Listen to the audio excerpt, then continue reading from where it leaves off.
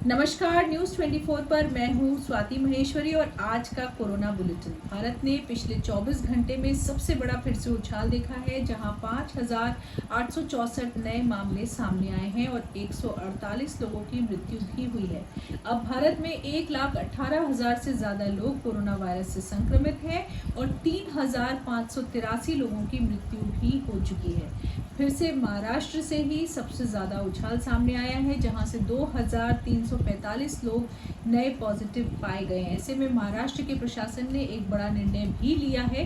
उन्होंने डिसाइड किया है कि जो प्राइवेट हॉस्पिटल्स हैं उनके जो 80% बेड हैं वो बीएमसी लेगा और उन पर खास तौर से कोविड पीड़ित जो लोग हैं उनका इलाज किया जाएगा। ऐसा करने से मुंबई में 22,000 नए बेड जो हैं उनकी कैपेसिटी जो है वो ऐड हो गई है। तो इस तरह से महाराष्ट्र का प्रशासन जिस तरह से वहाँ संक्रमण बढ़ रहा है, पहले से बंदोबस्त कर रहा है ताकि वहाँ पर उनके पास हॉस्पिटल्स में इतने बेड हों कि बढ़ती हुई संख्या का अच्छे से इलाज हो सके।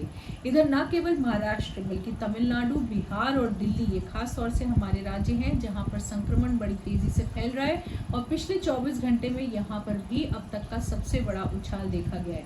ऐसे में खास तौर से बिहार, जहाँ की लौटते हुए अप्रवासी श्रमिक जो हैं वो ज़्यादा पॉजिटिव पाए जा रहे हैं। 999 श्रमिक अभी पॉजिटिव पाए गए हैं। ऐसे में बिहार के प्रशासन ने भी एक बड़ा फैसला लिया है। उन्होंने जो अपने नियम हैं उनमें संशोधन किया है क्वारंटाइन के नियम्स में। तो उन्होंने बोला है कि जो अप्रवासी श्रमिक खास तौर से 14 जगहों से जो उन्होंने चिन्हित करी है, जिनके मैं आपको नाम भी बताऊंगी, कि वहां से अगर श्रमिक आ रहे हैं तो उनको जो प्रशासन के द्वारा क्वारंटाइन की सुविधाएं उपलब्ध कराई गई हैं वहीं पर रहना होगा 14 दिन के लिए और उसके बाद वो 7 दिन के लिए अपने घर पर जाकर के उनको सेल्फ क्वारंटीन करना होगा। तो ये 14 जगह से जहाँ से लोग खास तौर से आ रहे हैं वो हैं सूरत, दिल्ली, नोएडा, मुंबई, अहमदाबाद, गाजियाबाद, फरीदाबाद, बेंगलुरु, कटक, पुणे और कोलकाता। तो यहाँ से जो भी श्रमिक वापस आएंगे उनको सरकार द्वारा उपलब्ध कराई गई जो जगह हैं, क्वारंटीन सेंटर्स हैं, वहीं पर रहना होगा। लेकिन इसके अलावा जो बाकी श्रमिक आ रहे हैं वो कहीं से भी और भारत के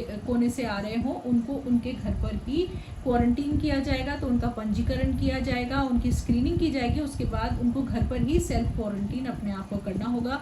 अभी तक बिहार में लगभग 10 लाख श्रमिक वापस आ चुके हैं और अगले हफ्ते तक उन्हें उम्मीद है कि 20 लाख श्रमिक जो हैं वो वापस बिहार पहुंच जाएंगे। तो ऐसे में क्योंकि इतनी ज़्यादा तादाद में लोग आ रहे हैं तो ये फेरबदल अब बिहार के प्रशासन ने किया है। उधर ईएमआई की तरफ से 2 बड़ी घोषणाएं आई हैं। एक तो उन्होंने अब फिर से जो ईएमआई के ऊपर मॉरेटोरियम था उसकी मियाद 3 महीने के लिए और बढ़ा दी है। तो अब 1 जून से लेकर के 31 अगस्त तक के लिए इस मियाद को बढ़ा दिया गया है। तो अब आप अपने ईएमआई को 31 अगस्त तक के लिए स्थगित कर सकते हैं और उस पर आपको कोई पेनल्टी भी नहीं लगेगी, लेकिन आपको ब्याज उस पर देना होगा, ये बात याद रखिए। और ये सभी टर्म लोन्स के लिए किया गया है। उधर आरबीआई ने एक और बड़ी घोषणा ये भी करी है कि उन्होंने जो रेपो रेट है उसको घटा दिया है, 4.4 से घटा करके 4% इसको कर दिया है।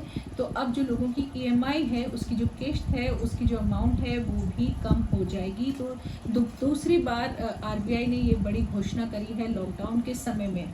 इसके अलावा जैसे आप जानते हैं 25 मई से घरेलू उड़ानें शुरू हो रही हैं, तो सभी एयरलाइंस, इंडिगो, एयर इंडिया, सबकी बुकिंग अब स्टार्ट हो गई है।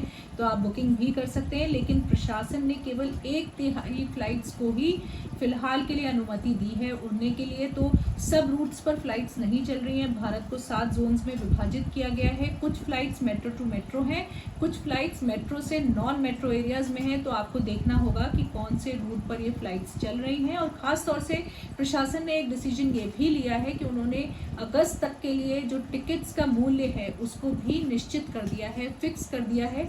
तो अगस्त तक के लिए ये मूल्य फिक्स्ड रहेगा, तो आप उसी हिसाब से अपनी बुकिंग्स करा सकते हैं।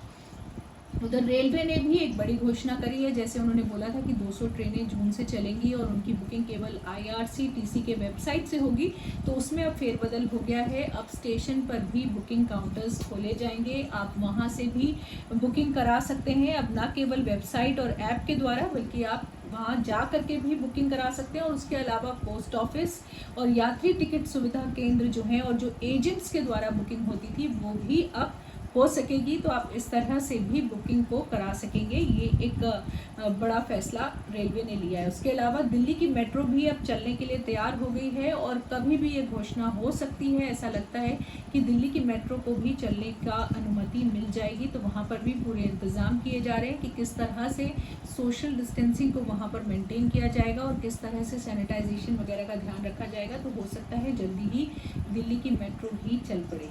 उधर अगर हम विश्व के आंकड़े देखें तो न केवल भारत के लिए पिछले 24 घंटे काफ़ी दर्दनाक रहे हैं, पूरे वर्ल्ड के लिए भी, विश्व के लिए भी पिछले 24 घंटे में अब तक का, जब से कोरोना वायरस का संक्रमण इस विश्व में फैला, यानी कि पिछले साल दिसंबर से जब से कोरोना वायरस का संक्रमण वुहान से आया है और पूरे विश्व में फैला है, पिछले 24 घंटे में सबसे ज़्यादा संक्रमण के मामले सामने आए। 1,06,000 लोग संक्रमित हुए हैं पिछले 24 घंटे के अंदर। तो अब विश्व में 52,26,000 से ज़्यादा लोग संक्रमित हो चुके हैं और 3,35,000 से ज़्यादा लोगों की मृत्यु हो चुकी है। उधर कुछ अच्छी खबरें भी आई हैं, जैसे कि ब्रिटेन और थाईलैंड के जो हेल्थ केयर वर्कर्स हैं उन्होंने एक बड़ा ट्रायल शुरू करा है जिसमें कि 40,000 हेल्थ केयर वर्कर्स एनरोल किए जा रहे हैं, खासतौर से यूरोप से, एशिया से, अफ्रीका से और साउथ अमेरिका से ये हेल्थ केयर वर्कर्स ने अनुमति दी है उन्होंने पार्टिसिपेट करने के लिए इस ट्रायल में, जिसमें जिन 2 दवाइयों के नाम आप सबसे ज़्यादा सुनते रहते हैं, हाइड्रोक्सीक्लोरोक्विन और क्लोरोक्विन, इसके ऊपर ट्रायल किया जाएगा और देखा जाएगा कि क्या वास्तव में ये दवाइयाँ कारगर हैं या नहीं हैं।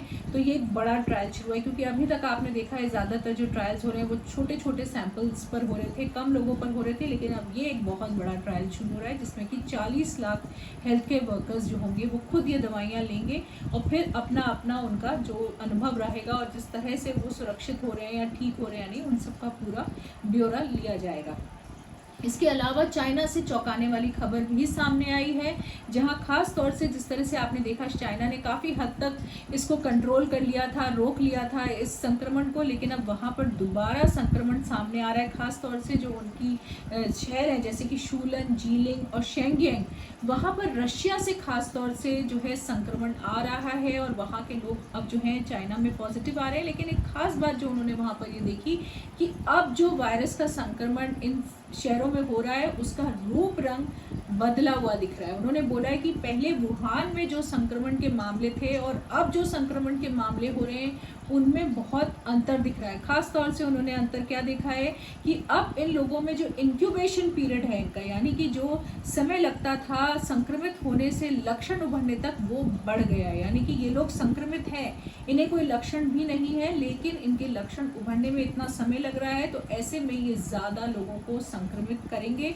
तो एक तो उन्होंने फेरबदल ये देखा है, दूसरा उन्होंने देखा है कि अब जो संक्रमण हो रहा है उसमें बुखार ज़्यादा नहीं हो रहा है। वुहान में बुखार ज़्यादा था, वहाँ के लोग जो संक्रमित हो रहे थे, लेकिन अब यहाँ जो संक्रमण दिख रहा है उसमें मांसपेशियों में दर्द है, थकावट है और गला खराब है, लेकिन उन लोगों में अब बुखार कम दिख रहा है। उसके अलावा इन्होंने ये भी बताया कि वुहान में जो लोग संक्रमित हुए थे उनके फेफड़ों के साथ साथ उनके पेट पर, हृदय पर, उनके गुर्दों पर बहुत बुरा असर पड़ा था, यानी कि बाकी जो शरीर के अंग हैं उन पर भी उन्होंने काफ़ी तीव्र असर देखा था। लेकिन यहाँ पर जो अब इन्फेक्शन हो रहा है उसमें खास तौर से फेफड़ों पर ही ज़्यादा असर देखा गया है, बाकी अंगों पर कम असर हो रहा है। तो वहाँ के जो खास तौर से जो उनके इंटेंसिव केयर के डॉक्टर हैं जिनका नाम टुई हेबो है, उन्होंने ये सारी जानकारियाँ दी हैं। उन्होंने बताया कि किस तरह से जो वायरस के जो लक्षण हैं अब वो बदल रहे हैं और वहाँ पर वो नए रूप रंग का वायरस देख रहे हैं। ऐसे में इस बात का भी अंदेशा हो रहा है कि क्या कोरोना वायरस ने अपनी संरचना बदल ली है,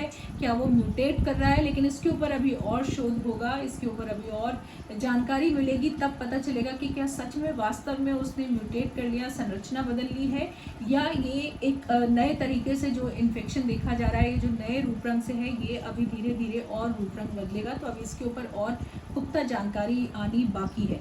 इधर वुहान ने एक बड़ा फैसला किया है कि अब जो जंगली जानवरों का मार्केट उसके यहाँ लगता था उसको अब बैन कर दिया गया है, यानी कि अब वो मार्केट नहीं लगेगा जहाँ से माना जा रहा है कि जो कोरोना वायरस है उसकी उत्पत्ति हुई है।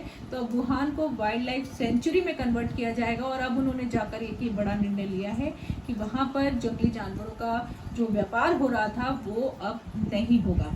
तो आज के लिए इतना ही। न्यूज़ 24 की तरफ से नमस्कार।